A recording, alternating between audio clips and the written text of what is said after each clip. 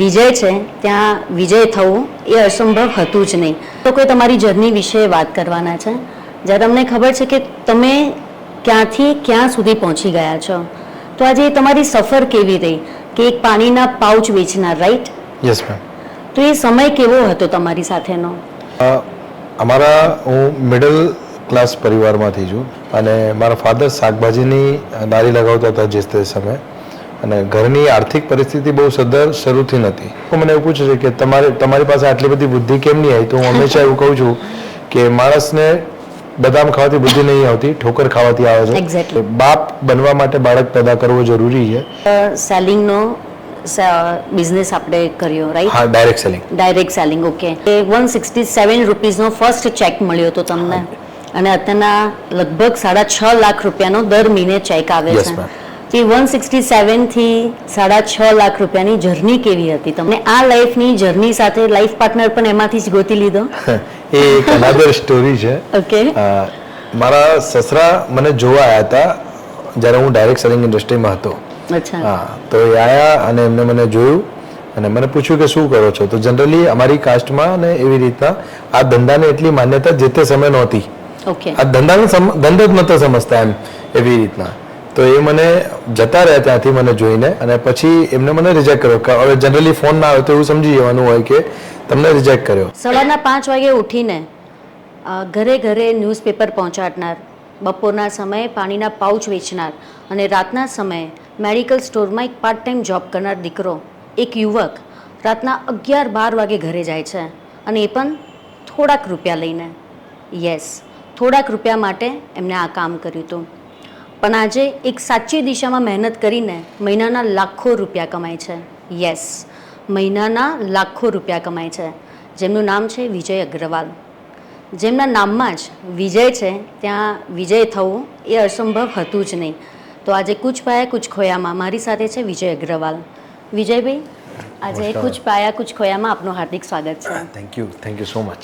Yes, આજે અમે લોકોએ તમારી જર્ની વિશે વાત કરવાના છે, જ્યારે અમને ખબર છે કે તમે ક્યાંથી ક્યાં સુધી પહોંચી ગયા છો. તો આજે તમારી સફર કેવી રહી કે એક પાણીના પાઉચ વેચનાર, રાઈટ? Yes ma'am. તો એ સમય કેવો હતો તમારી સાથેનો? હું મિડલ ક્લાસ પરિવારમાંથી છું, લોઅર મિડલ ક્લાસ કહી શકો તમે. અને મારા ફાધર શાકભાજીની લારી લગાવતા હતા જે તે સમયે, અને ઘરની આર્થિક પરિસ્થિતિ બહુ શરૂથી નથી. ઓકે. ભણવામાં બી એ પ્રમાણે જ રહ્યું અમારી લાઈફમાં. અને કેમ કે જ્યારે ફાઇનાન્શિયલ પ્રોબ્લેમ ચાલતી હોય તો દરેકના મગજમાં ખાલી એક જ પ્રશ્ન હોય કે ભાઈ ગમે તે રીતના પૈસા આવવા જોઈએ, કેમ કે પૈસા સારી રીતે આવશે તો ઘર ચાલશે, અને ઘર ચાલશે તો બાકી બધું કાપી રહીશું.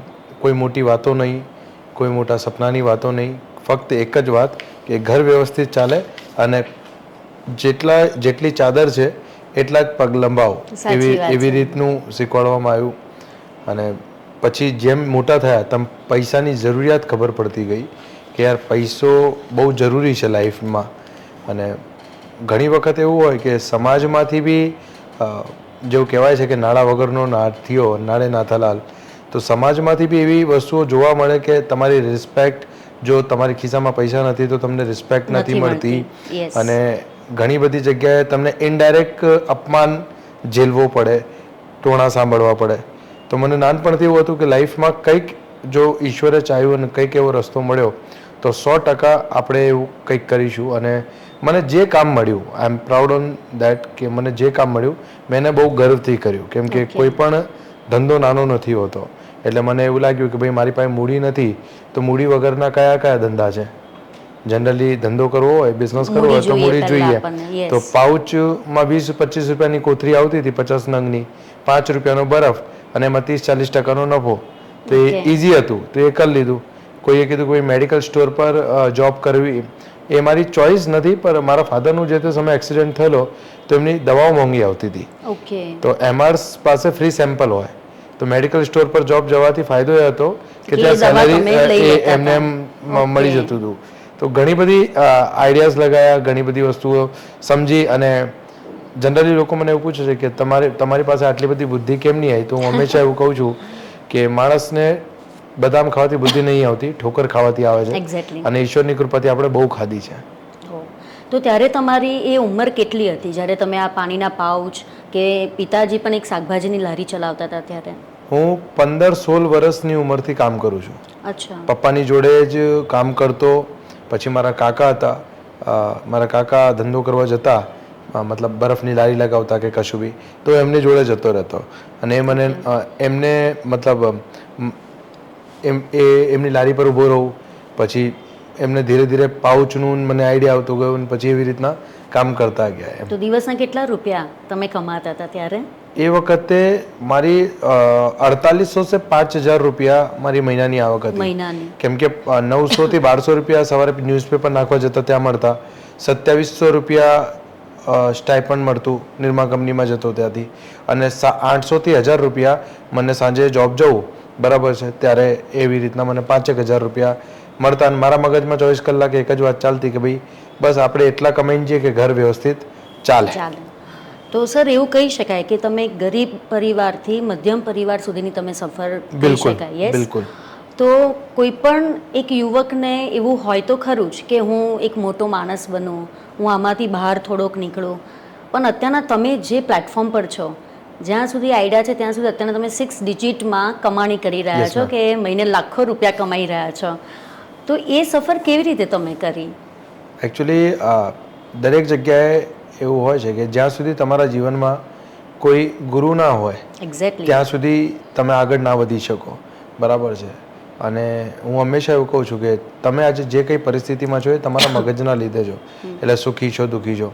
તો એવું જ બન્યું મારા જીવનમાં. ગુરુ તરીકે, મેન્ટર તરીકે અલ્પેશ ગજ્જર સાહેબ આવ્યા અને એમને મને જીવનની સાચી દશા અને દિશા બેઉનું શીખવાડ્યું. હાથ પકડી એમને મને ચાલતા શીખવાડ્યું. અને આજે હું જીવનમાં જે કઈ પ્રગતિ આપ સબ જોઈ રહ્યા છો એમાં એમનો બહુ જ મોટો કોન્ટ્રીબ્યુશન અને યોગદાન છે. એટલે આપણે પહેલાં કીધું કે સાચી દિશામાં તમે ગયા તો તમે વિજય પ્રાપ્ત કર્યું. Yes ma'am. બરાબર છે. ઓકે, તો તમારું બાળપણ અને કોલેજ લાઈફ કેવી રહી? કારણ કે આજે કોઈ પણ આપણને એવું વિચારે કે શાકભાજીવાળાનો દીકરો છે કે પોતે પાણીના પાઉચ વેચે છે યા ફિર ન્યૂઝપેપર ઘરે ઘરે પહોંચાડે છે, તો ત્યારે તમારું ફ્રેન્ડ સર્કલ કેવું હતું કે ત્યારે તમે શું એક સફર એમાંથી પાસ કરી? બરોડામાં સમા એરિયામાં ઓકે, સંજયનગર કરીને એક જગ્યા હતી, ત્યાં અમે રહેતા 10x10ના રૂમમાં. મેં મારા લાઈફના 25 યર એક 10x10ના રૂમમાં કાઢી છે. 5 વર્ષ મેં રેન્ટના મકાનમાં કાઢી છે અને રિસેન્ટલી જ મેં 2 કરોડનો બંગલો આમાંથી લીધો છે મહેનત કરીને.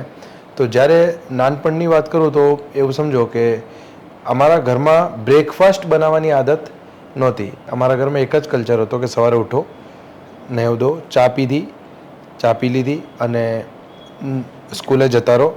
અને બપોરે 1 વાગે 2 વાગે આવો તમે ત્યારે તમને જમવાનું મળે. સ્કૂલ 2-3 કિલોમીટર 4 કિલોમીટર દૂર હોય તોય પેદલ ચાલતા જ જવાનું. મારી પાસે 8મા ધોરણમાં સાયકલ આવી હતી અને એ સાયકલ માત્ર 200 રૂપિયાની હતી, 200 રૂપીસની સેકન્ડ હેન્ડ સાયકલ. અને મને આજે બી યાદ છે કે એ 200 રૂપિયાની સાયકલ ખરીદવા માટે અમારે ઘરમાં ગેસનો જે સિલિન્ડર હતો એ વેચવો પડ્યો હતો અમારે. એ સેલ કરીને એમાંથી 200 રૂપિયાની એ લીધેલી. અને ફીસ અને કેમ કે ફાઇનાન્શિયલી બેકગ્રાઉન્ડ એટલો સ્ટ્રોંગ હતો નહીં એટલે જેટલું બી કમાતા હતા એ ઓછું જ પડતું હતું. કેમ કે અમે 4 ભાઈ બહેનો છે, મમ્મી પપ્પા 6 લોકોનો ફેમિલી હતો. બરાબર છે. એટલે પપ્પાની ઉપર જવાબદારી હતી જે તે સમય બધી. તો સ્કૂલ લાઈફમાં કોઈ એવા મિત્રો કે એવું આજે બી કદાચ તમે મને એવું પૂછો કે તમારા 2-4 મિત્રોના નામ કહો તો કદાચ મારા મોઢે નહીં હોય. કેમ કે અમે 2-3 લોકો સિવાય હું વધારે આજે બી મારી આખી લાઈફમાં મારી પાસે એવું કોઈ નથી કે જેની જોડે રાત્રે હું જઈને બેસીને ચા પી શકું. એમ જૂના મિત્રોમાં, નાનપણમાં, સ્કૂલમાં એવી રીતના. અને અમારી સ્કૂલમાં જે છોકરીઓ આવતી એમનાથી હું એમની નોટ્સ લખી આપવાનું અને એમનાથી 1 રૂપિયાનો પફ અને એ જે બિયા લાવતી પેલા તરબૂચના બિયા અને વટાણા, બરાબર છે, મેં ઘણીવાર એ ખાઈને પાણી પી લઈએ એટલે વાત પૂરી થઈ ગઈ. એમ આખો દિવસ તમારો નીકળી જાય એવી રીતના. તો એવા લોકો અમારી જોડે હતા. તો ફ્રેન્ડ સર્કલના નામે તો કશું નહોતું. ધીરે ધીરે મોટા થતા ગયા. 10મા ધોરણ સુધીનું જે મારું હું 10th ભણેલો છું, રાઈટ. અને 10મા ધોરણ આવતા મને 2-3 વસ્તુ મગજમાં આવી ગઈ કે ભાઈ પૈસાની જરૂર છે.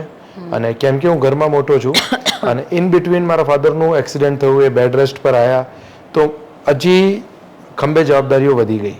અને જનરલી લોકો એવું માને છે કે બાપ બનવા માટે બાળક પેદા કરવો જરૂરી છે, તમે પેરેન્ટ્સ બનવું હોય તો બાળક હોવો જોઈએ. હું કહું છું કે તમે તમારા લાઈફમાં પરિવારની જવાબદારી જે દિવસ તમારા ખંભે ઉપાડી લો એ દિવસ તમે બાપ બની જાઓ. You don't need any children. બરાબર છે. તો જ્યારે ફાધરનો એક્સિડન્ટ થયો તો ઘરની જવાબદારી સમજ પડી કે બેન છે, ભાઈ છે બધાને, અને લોકો અમને બિચારા બાપડાની નજરે જોતા, જે તો મને બિલકુલ ગમતું નથી. મને સ્ટીલ આઈ એમ ટોકિંગ કે ભાઈ કોઈ પણ વ્યક્તિ ગમે તે રીતે જોવે પણ બિચારા બાપડાની જેમ મને ના જોવે. કે મને તમે બિચારો બાપડો ના સમજો. હું મહેનત કરવા કોઈ દિશા મળશે તો આપણે કરીશું ચોક્કસ, પણ બિચારો બાપડો મને આજે બી નથી ગમતું એમ. તો એવી રીતના હતું અને ચાલતું હતું. પછી 10મા સુધી આવતા આવતા ખબર પડી ગઈ કે ભાઈ ફાઇનાન્શિયલી પૈસા ભરવા, મેં 10thની જે હોલ શીટ હોય છે એ ફાઇનલ હોલ શીટ મારી એક્ઝામથી 2 દિવસ પહેલા મારી પાસે આવેલી અને ઓનલી ફીસ નહોતી ભરી. 465 રૂપીસ, માત્ર 465 રૂપિયા. મેં 10thની આખી એક્ઝામ 75 રૂપીસની એક પ્રદીપ ગલા અસાઇનમેન્ટ બુક આવે છે એનાથી આપી. મેં ટ્યુશન નથી કર્યું એવી રીતના. તો ચાલતું ગયું. પછી ધીરે ધીરે ધીરે શરૂઆતમાં નાનું હતું, પછી મનોબળ એવો થતો ગયો કે ભાઈ પૈસા બહુ જ જરૂરી છે, પૈસા સખત જરૂરી છે પૈસા. અને મારા ફાધર જે હતા એ બહુ સદ્ધર હતા, મતલબ સારા, હા એમ ગામમાં રાજસ્થાન ફાઇનાન્શિયલી બહુ સારા હતા. પણ જ્યારે એમનું ડેથ ટાઈમ આવ્યો તો એમને જેટલું બી લોકોનું જે ગીરવે મૂકેલું હતું ને બધું આપ્યું હતું એમને બધું આપી દીધું કે ભાઈ અમારે કશું નથી જોઈતું. અને મારા ફાધર 18 વર્ષની ઉંમરમાં એ ગામડેથી ખાલી કપડાં પહેરીને બરોડા આવ્યા હતા. બરાબર છે. અને અહીં જે બી કંઈ ઊભું કર્યું, બાળકોને પાડ્યા, હું એવું માનું છું કે મારા ફાધરથી જેટલું બેસ્ટ બની શકતું હતું એમને એમના જીવનમાં કર્યું છે અને મને એનો ગર્વ છે. બરાબર છે. પણ મને જ્યારે હું મોટો થયો તો મારી એક્સપેક્ટેશન, મારી સપનાઓ ધીરે ધીરે મોટા થતા ગયા અને પછી મેં એ પ્રમાણેનું વિચારવાનું સ્ટાર્ટ કર્યું. રાઈટ. અને કરતાં આજે 10 સુધી ભણ્યો, 10થી આગળ હું ભણ્યો નથી અને આજે તમારી સામે બેઠો છું. તો ક્યારે પણ એવું લાગ્યું ખરું કે અભ્યાસ થોડોક વધારે કર્યો હોત કે અત્યારના જેટલો પણ કર્યો છે પણ મનમાં એક હતું જ, કારણ કે તમે પહેલાં જ કીધું કે નેચર તો હતો જ કે કંઈક તો બનવાનું જ છે, તો એના હિસાબે જ તમે આગળ વધી ગયા? હું આ જગ્યાએ એવું કહેવા માંગીશ કે જનરલી આ એક પ્રકારની મિથ્યા બી છે કે તમારું એજ્યુકેશન નથી that means you are not eligible to grow. બરાબર છે કે રાઈટ? હું એવું કહું છું કે એજ્યુકેશન હોય તો શું અને એજ્યુકેશન નથી તો શું, જો તમારી પાસે મનોબળ મજબૂત છે. બરાબર છે. કેમ કે મેં વર્લ્ડમાં જેટલા બી મોટા લોકોની બાયોગ્રાફી વાંચી છે, બરાબર છે, કોઈ કોલેજ ડ્રોપ આઉટ છે, કોઈને સ્કૂલમાં ના જવા મળ્યું, જેટલા બી માન સાયન્ટિસ્ટો છે, બરાબર છે, તો એ લોકો પાસે શું હતું? એ લોકો પાસે મનોબળ હતું. એક્ઝેક્ટલી. બરાબર છે. તો હું એવું કહીશ કે જેટલા બી લોકો પોતાના લાઈફમાં કંઈક બી કરવા માંગતા હોય એ બધા લોકોને આ મિથ્યામાંથી તો બહાર આવવું જોઈએ કે મારી પાસે બેકગ્રાઉન્ડ નથી, કે મારી પાસે એજ્યુકેશન નથી, કે મારી પાસે પૈસા નથી.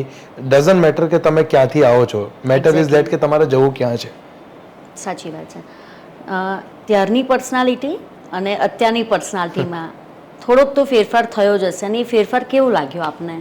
મેડમ ફેરફાર તો નહીં કહી શકું હું એને ટ્રાન્સફોર્મેશન કહીશ. કેમ કે આજથી 9-10 વર્ષ 12 વર્ષ પહેલાના વિજયને, બરાબર છે, અને આજના વિજયમાં જમીન આસમાનનો ફેર છે. બરાબર છે. બેસવામાં, બોલવામાં, કપડાં પહેરવામાં, બરાબર, બધી રીતના વાત, વર્તન, વ્યવહાર, બધી રીતના. તો એવું કહી શકાય છે કે ભણતર કરતાં ગણતર વધુ જરૂરી છે. Exactly ma'am. બરાબર છે. હું આને બિલકુલ 100% એગ્રી કરું છું કે ભણતર કરતાં ગણતર જરૂરી છે. અને કદાચ એવું પણ સાંભળ્યું છે કે 1.5 વર્ષ એક એવો પીરિયડ હતો તમારી લાઈફનો કે જેમાં તમે અને તમારા પિતાજી એકબીજા સાથે વાતચીત પણ નહોતા કરતા. હા, બિલકુલ સાચી વાત છે. તો એનું રીઝન કોઈ? રીઝન એવું હતું કે તમે એને જનરેશન ગેપ કહી શકો. કેમ કે ફાધરને એવું હતું કે બહુ મોટા પૈસા ના આવે અને આ બધું જે છે આ મોટી મોટી વાતો કરવી. જનરલી અમારી આસપાસનો જે સરાઉન્ડિંગ, તમારી વિચારધારા એવી જ હોય જેવા લોકો તમારી આજુબાજુમાં રહેતા હોય. તો અમારા જે આજુબાજુમાં જે એટમોસ્ફિયર હતો એ એવું જ હતું કે ભાઈ બહુ મહેનત કરીએ ને તો બહુ પૈસા કમાવાય. બહુ મહેનત કરીએ અને મહેનતની ડેફિનેશન એ હતી અમારે ગધા મજૂરી? યસ એક્ઝેક્ટલી, ગધા મજૂરી. કે ભાઈ કોઈ છોકરો, અને આજે બી સમાજમાં એવું જ છે કે કોઈ છોકરો સવારે 9 વાગે ટિફિન લઈને ઘરેથી નીકળે અને સાંજે 5-6 વાગે ઘરે ઘૂસી જાય એટલે લોકો બહુ જ કામ કરે ને કેટલો સિન્સિયર છોકરો છે, બરાબર છે. અને કોઈ મહેનત કરતો રાત્રે 12 વાગે 1 વાગે 2 વાગે ઘરે પહોંચતો હોય, અરે કર્યા છે અને કંઈક 19-20 ધંધા એવી રીતના કાળા ધોળા કર્યા છે, એક્ઝેક્ટલી. તો આ જે મેટર છે આ બહુ જ મોટી છે, બરાબર છે. કે તો મેં જ્યારે કામ સ્ટાર્ટ કર્યું તો મારા ફાધરને બિલકુલ નહોતું ગમતું કે હું 12-1 વાગે આવું. મને કે આવા કોઈ ધંધા હોય છે આવું તેવું, અને ફિલ્ડ વર્ક હોય, મહેનત કરવાની હોય, જવાનો સમય ફિક્સ છે, આવવાનો કોઈ ટાઈમ ફિક્સ નથી, બરાબર છે. તો મારા ફાધરને એવું હતું કે બધા આપણે આ બધું નહીં કરવું. અને પછી બીજા બધા લોકો બી સમજાવે એમને કે તમને ખબર છે તમારો છોકરો કયા ધંધામાં છે, શું કરી રહ્યો છે, કેમ કે પોતાના સુખ પેલા પોતાના દુઃખ કરતા કોકના સુખથી લોકોને વધારે તકલીફ હોય, બરાબર છે. તો એમને એવું બધું હતું. અને પછી મજાક ઉડાવે લોકો, તો મારા ફાધરને નહોતું ગમતું. તો એ મને સમજાવતા હતા કે બેટા આ બધું ના કરાય, આ આપણું કામ નથી, બરાબર છે. અને જનરલી હું જે ઇન્ડસ્ટ્રીથી બિલોંગ કરું છું it's a direct selling industry, right. તો એમાંય લોકોના મગજમાં ડાયરેક્ટ સેલિંગ ઇન્ડસ્ટ્રીને પર્ટિક્યુલર લઈને નેગેટિવિટી હોય. ઓકે સર, હાલમાં તમે કોઈને પાણીની બોટલ વેચતા જુઓ, કારણ કે અત્યારના તો પાણીના પાઉચના જમાના ગયા, રાઈટ? તો ક્યારે પણ એ વિજય અગ્રવાલ દેખાય છે એમાં? બિલકુલ દેખાય મેડમ. અને ક્યારે પણ કોઈને સપોર્ટ કરવાનો કે એવો કોઈ ટ્રાય કર્યો ખરો? ઘણી બધી જગ્યાએ, પરંતુ એક વાત બહુ પાકી છે કે જેમ ધીરુભાઈ અંબાણી પેટ્રોલ પંપ પર પેટ્રોલ અટેન્ડન્ટ હતા, પણ એમના મગજમાં રિફાઇનરી હતી. ઓકે. સેમ એવી રીતના તમે શું વેચો છો અથવા શું કામ કરી રહ્યા છો એનાથી તો મેટર કરતો જ નથી, પણ એ કામ કરતાં કરતાં તમારા મગજમાં વિચારો કેવા છે અને તમે તમારી લાઈફને કઈ ડેસ્ટિની આપવા માંગો છો એ જ વસ્તુ તમે એટ્રેક્ટ કરશો. તો ઘણા બધા લોકોને હું જોઉં છું અને ઘણા બધા લોકો મને ઇન્ટ્રોડ્યુસ બી કરે છે કે સર આ તમારા જેમ એ કરતા હતા. તો એનો વાંધો નથી, પરંતુ તમે એ કરતાં કરતાં શું તમારી સોચ નાની છે કે તમારી સોચ મોટી છે, બરાબર છે. કેમ કે જ્યાં સુધી તમને કોઈ એવો પ્લેટફોર્મ નથી મળતો ત્યાં સુધી ઠીક છે, પણ જ્યારે તમને એવો કોઈ ઓપોર્ચ્યુનિટી અથવા પ્લેટફોર્મ દેખાય છે ત્યારે તમે શું રિએક્ટ કરો છો, દેટ ઇઝ મોસ્ટ ઇમ્પોર્ટન્ટ. એટલે એનો મતલબ એવો થયો કે ધીરુભાઈ અંબાણીને બી જ્યારે ફર્સ્ટ સેલેરી આવી હતી ફક્ત 200 રૂપિયાની, તે 200 રૂપિયા લઈને તાજમાં ચા પીવા ગયા હતા. કારણ કે એમને પણ એવું હતું કે અમીર લોકો ચા કેવી રીતે પીવે છે, એ લોકો કેવી રીતે બેસે છે. એટલે વિજય અગ્રવાલને પણ એવું હતું, ભલે પાણીના પાઉચ વેચતા હતા પણ થવું હતું તો અમીર જ, રાઈટ? એગ્રી. અમારા ત્યાં એક રાજશ્રી સિનેમા હતો, રાજશ્રી, ત્યાં હોલિવૂડની મૂવીઝ લાગતી હતી બધી. તો એની સામે સયાજી હોટલ હતો, બરોડાનો સૌથી સારો હોટલ. ઓકે. તો મેં અમરીશ પુરીની એક પિક્ચર જોઈ હતી નાનપણમાં કે એનો બર્થડે હોય ને તો એને દૂધથી નવડાવે અને ગુલાબની પંખડીઓ હતી. તો હું મારા બર્થડે પર દૂધની કોથળી લઈને નાતો, જાતે જ. અને આખા મારો ફ્રેન્ડ હતો વિક્કી અગ્રવાલ કરીને, એની લારી હતી રાજશ્રી સિનેમાના ગેટ ઉપર, તો એ સમોસા અને પફ વેચતો. તો હું એને સ્કૂલ છૂટે એટલે એક ઇન્ટરવેલ માટે જઈ આવવાનું ત્યાં, એ 5-10 રૂપિયા સેટ કરે અને આખા વર્ષમાં મારા બર્થડેના દિવસે એ મને સ્પેશિયલ કોફી અને સેન્ડવિચ ખવડાવવા માટે સયાજી હોટલમાં લઈ જાય. આ મારું દરેક બર્થડેનું ફિક્સ હતું આ. ઓકે. અને 9 જાન્યુઆરી 2016, યસ, આઈ થિંક તમારી એક ટર્નિંગ પોઈન્ટ કહી શકાય લાઈફની. બિલકુલ. કે કંઈ પણ એ દિવસે થયું હતું, કારણ કે તમે એને એક ગોલ્ડન ડે તરીકે યાદ કરો છો, તો એનું કોઈ રીઝન ખરું? એની અંદર એવું છે કે ઇન્ડસ્ટ્રીમાં તો હતા, ઓકે, પર જેમ બધા ગાડરીયો પ્રવાહ ચાલતો હોય એવી રીતના જ ચાલતું હતું. કોઈ ગોલ ડિસાઇડ અથવા કોઈ આમ પેલું કહેવાય ને કે કિક મળવી, અંદરથી એ બિલીફ આવી જવું કે તમે કરી શકો છો, બરાબર છે. એ બિલીફ મને 9 જાન્યુઆરી 2016 આવ્યો હતો, જ્યારે મેં એવું ધાર્યું કે ભાઈ જો આ બધા લોકો કરી શકે ને આ જ જો આની સાચી રીત છે તો આપણે આમાં કામ કરીશું. બરાબર. ટૂંકમાં માર્કેટ સેલિંગનો બિઝનેસ આપણે કર્યો, રાઈટ? હા, ડાયરેક્ટ સેલિંગ. ઓકે. તો મને જ્યાં સુધી ખબર છે કે 167 રૂપીઝનો ફર્સ્ટ ચેક મળ્યો હતો તમને, અને અત્યારના લગભગ 6.5 લાખ રૂપિયાનો દર મહિને ચેક આવે છે. તો 167 થી 6.5 લાખ રૂપિયાની જર્ની કેવી હતી તમારી? એમાં અગેન મારા જે મેન્ટર છે એમનું હું થેન્ક યુ કહીશ, અલ્પેશ સરનો. કેમ કે એમને મને એવું શીખવાડ્યું છે કે the mind can conceive, you can achieve. જે વસ્તુને તમારો મગજ માનવા તૈયાર નથી એ વસ્તુ તમે તમારા જીવનમાં પામી શકો નહીં. તમારે જે વસ્તુ તમારા મગજે એકવાર માની લીધી કે આ વસ્તુ શક્ય છે તો તમે એને પામી શકશો. એટલે જ્યારે 167 રૂપિયાનો ચેક આવ્યો ત્યારે મને એવું બિલીવ થયું કે આ ધંધામાંથી પૈસા તો આવે છે યાર. લોકો એવું કહે છે કે આ ધંધામાં કશું નથી મળતું, આ છે તે છે ફલાણું ઢેકાણું, બધું પૈસા તો આવે છે. મતલબ દેટ મીન્સ તમે જેટલું કામ કરશો એટલા પૈસા આવશે, રાઈટ. આપણે જાણતા જાણતા બી કોઈને દુઃખી નથી કરતા, કોઈનું ખોટું નથી કરતા, બરાબર છે. કોઈને બી આપણને રાત્રે ઊંઘ ના આવે એવું કોઈ કામ નથી કરતા, તો પછી શું વાંધો છે? અને પછી મેં મારી પૂરી તાકાત, પેલું કહેવાય ને ડૂબતે કો તિનકે કા સહારા, બરાબર છે, તો જરૂર હતી, બરાબર છે, અને એ મળી ગયું. ઓકે. અને આ લાઈફની જર્ની સાથે લાઈફ પાર્ટનર પણ એમાંથી જ ગોતી લીધો? એ એક અનધર સ્ટોરી છે. ઓકે. મારા સસરા મને જોવા આવ્યા હતા જ્યારે હું ડાયરેક્ટ સેલિંગ ઇન્ડસ્ટ્રીમાં હતો. અચ્છા. હા, તો એ આવ્યા અને એમને મને જોયું અને મને પૂછ્યું કે શું કરો છો. તો જનરલી અમારી કાસ્ટમાં અને એવી રીતના આ ધંધાને એટલી માન્યતા જે તે સમયે નહોતી. ઓકે. આ ધંધો જ નહોતા સમજતા એમ, એવી રીતના. તો એ મને જતા રહ્યા ત્યાંથી મને જોઈને, અને પછી એમને મને રિજેક્ટ કર્યો. કે હવે જનરલી ફોન ના આવે તો એવું સમજી જવાનું હોય કે તમને રિજેક્ટ કર્યો. ઓકે. પર સમહાઉ મારી જે વાઈફ છે, બરાબર છે, પાયલ અગ્રવાલ, હું એનો બી થેન્ક યુ કહીશ, કેમ કે એનો બી મારી લાઈફમાં ડે વનથી બહુ જ કોન્ટ્રીબ્યુશન છે. અને અમે સમહાઉ સોશિયલ મીડિયાથી કોન્ટેક્ટમાં આવ્યા, કેમ કે એ બી જાણતા જાણતા એવી એક ઇન્ડસ્ટ્રી, એવી એક કંપનીમાં કામ કરતા હતા, અને ત્યાંથી અમારી વાતચીત શરૂ થઈ. થતાં આજે 8.5 વર્ષ થઈ ગયા. હમણાં 6 મહિના પહેલાં જ મેરેજ થયા છે મારા. અરે વાહ. 167 રૂપિયાથી 6.5 લાખ સુધીની સફર કરતો વ્યક્તિ હતો વિજય અગ્રવાલ. આપણી સાથે એમને બાળપણથી અત્યાર સુધીની એમની સફર તો આપણને કીધી. અને હવે આજે થોડાક અલગ મૂડમાં જતા રહીએ અને એક રેપિડ ફાયર રાઉન્ડ એમની સાથે રમીએ. વિજય શબ્દ કેટલો ફૂલફિલ થયો છે તમારી લાઈફમાં? 100%. 100%. રોલ મોડલ તો તમે કીધું જ કે અલ્પેશ ગજ્જર. એના સિવાય પણ કોઈ ખરું? મારી વાઈફ.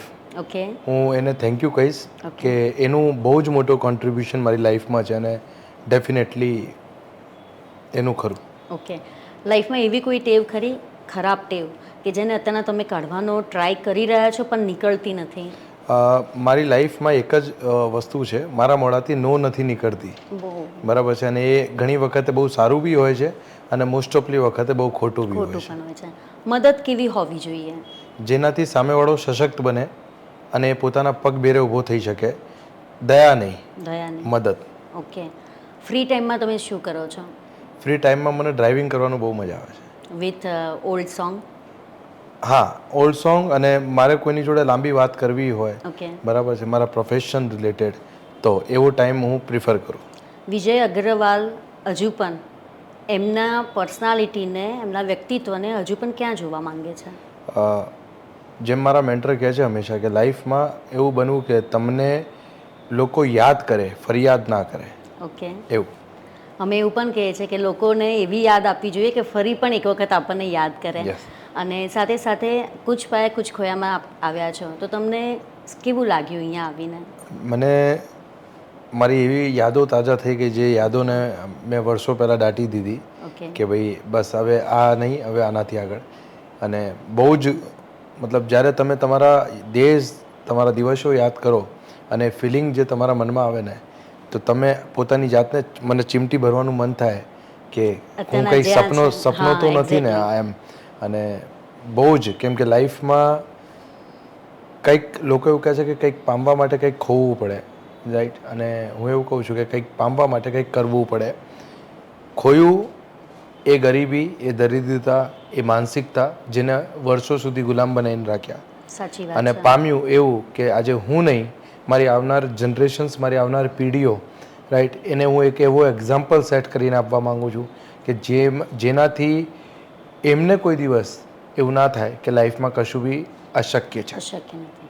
તો આ હતા આપણી સાથે વિજય અગ્રવાલ. મેં પહેલાં પણ કીધું હતું કે નામમાં જ વિજય હતું, અને આજે એમનું બાળપણ જે ગરીબાઈમાં એમને વિતાવ્યું હતું, આજે એને ફરી એક વખત એમને યાદ કરીને તાજાપી કર્યું. પણ એ કહે છે પણ આવો ટાઈમ કોઈની પણ સાથે ન આવવો જોઈએ. અને કુછ પાયા કુછ ખોયામાં હું પાયલ શાહ. Thank you.